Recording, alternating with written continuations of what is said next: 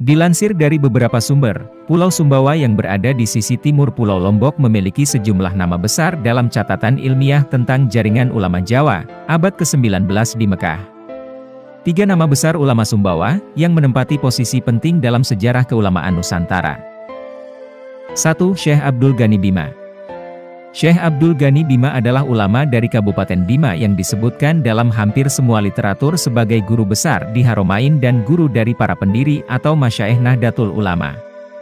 Nama-nama besar di Pulau Jawa seperti Syekh Mahfuz Termas, Syekh Nawawi Al-Bantani, Syekh Ahmad Hatib Sambas, pendiri Tarekat Qadiriyah dan Naksabandiyah. Juga senarai murid yang panjang dari Jawa atau Nusantara adalah murid dari Syekh Abdul Ghani Bima.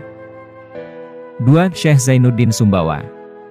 Dilansir dari artikel web Alif Lam yang berjudul Dea Guru Syekh Zainuddin Asumbawi yang ditulis pada tanggal 21 November 2020 oleh Said Muhammad menjelaskan, dari sebuah desa kecil bernama Tepal, pelosok, daratan perbukitan, terletak di Pulau Sumbawa, Nusa Tenggara Barat, pernah lahir sosok ulama besar, namun namanya tak segemerlap dan sementereng nama-nama ulama Nusantara lainnya yang sezaman. Padahal, ia adalah salah satu syekh yang pernah mengajar di Masjidil Haram, dan menjadi guru bagi ulama-ulama di kawasan Asia Tenggara. Namanya adalah Syekh Muhammad Zainuddin bin Muhammad Badawi Asumbawi. Seperti halnya di daerah-daerah lain, Sumbawa juga punya istilah lokal untuk menyebut tokoh agama, yakni Dea Guru. Maka di Pulau Sumbawa ia dikenal sebagai Dea Guru Muhammad Zainuddin Asumbawi. Kitab Sirajul Huda adalah salah satu kitab populer dalam khazanah Islam Melayu. Bahkan sampai sekarang, kitab ini masih diajarkan di kalangan masyarakat Islam Melayu, terutama di Malaysia.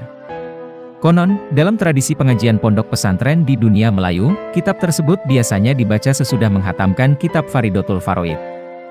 Itulah salah satu karya Syekh Zainuddin Asumbawi. Cukup banyak ulama-ulama dari dunia Melayu yang pernah belajar kepada Syekh Muhammad Zainuddin Asumbawi.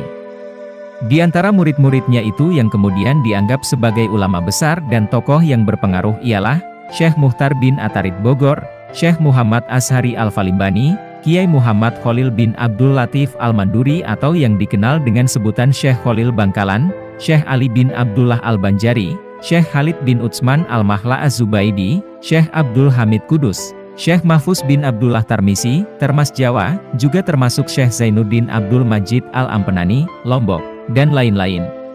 3. Syekh Ibrahim Sumbawa. Dilansir dari artikel Islam Today yang berjudul Melacak Jejak Maestro Kaligrafi Asal Sumbawa, abad 19. Seorang ulama asal Sumbawa menjadi maestro seni kaligrafi di Mekah. Namanya, Ibrahim Al-Hulusi bin Wud Al-Jawi Al-Sumbawi. Ia meninggalkan karya monumental berupa manuskrip salinan berjudul Maulid Syaraful Anam. Salinan manuskrip karya Ibrahim Al-Hulusi bin Wud Al-Jawi Al-Sumbawi itu tersimpan di Museum Seni Islam Malaysia, Islamic Arts Museum of Malaysia, Kuala Lumpur. Kitab yang memuat hiasan kaligrafi nan indah itu ditulis dengan menyertakan penjelasan dalam bahasa Melayu Arab Pegon. Kebesaran 3 ulama dari Sumbawa penting diriwayatkan kembali karena 2 alasan. Pertama, Nusa Tenggara Barat juga merupakan satu tulang punggung jaringan ulama Ahlus Sunnah wal Jamaah Nusantara yang masih ada sampai hari ini.